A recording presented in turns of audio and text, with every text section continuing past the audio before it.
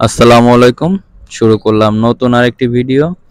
আর আজকে আমরা দেখাবো লাল পোকার গল্প। তো লাল পোকার গল্প আমরা পুরোটা শুনবো।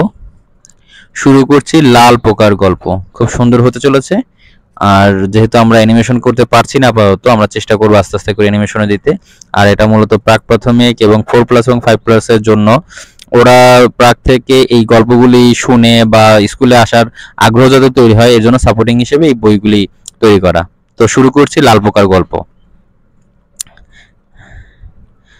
তো প্রথমেই যেটা, সকালে মিষ্টি রোদ উঠেছে, লাল পোকা মনের আনন্দে হেলে দুলে যাচ্ছে, তাকে খুব খুশি খুশি লাগছে। হঠাৎ পুরো আকাশ ঘন অন্ধকারে ছেয়ে গেল। সাথে সাথে শুরু হলো বৃষ্টি।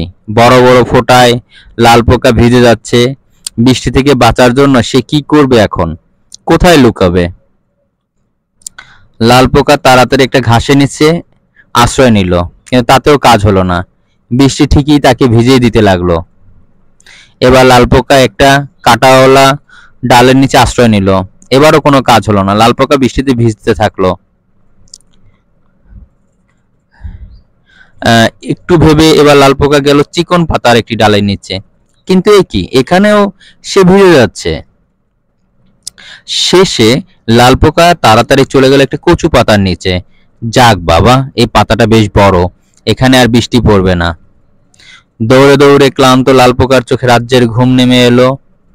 ঘুমে এসে স্বপ্ন দেখলো বন্ধুদের সাথে মজা করে খেলছে। আহ, কি আনন্দ! বৃষ্টি শেষে ঝকঝকে রোদ উঠেছে, লাল পোকা মনের আনন্দে বাড়ি ফিরছে। এবং এখানেই গল্পটি শেষ হলো।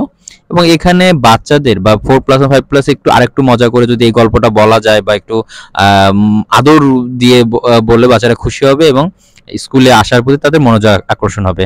আজ এ পর্যন্তই, আবার দেখা হবে নতুন কোনো ভিডিওতে। আল্লাহ হাফেজ, বাই বাই।